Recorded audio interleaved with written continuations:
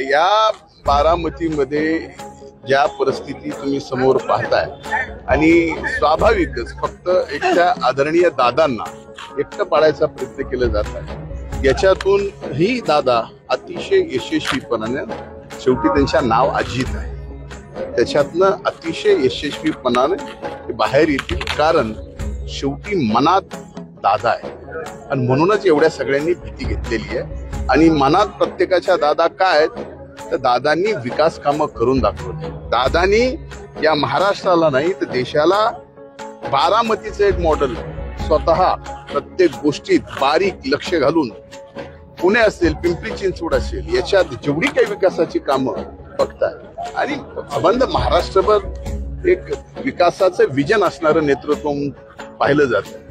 अशा बाबतीमध्ये स्थानिक पातळीवर अशा निवडणुका ज्यावेळेस होतात त्यावेळेस अशा काही गोष्टी होतात।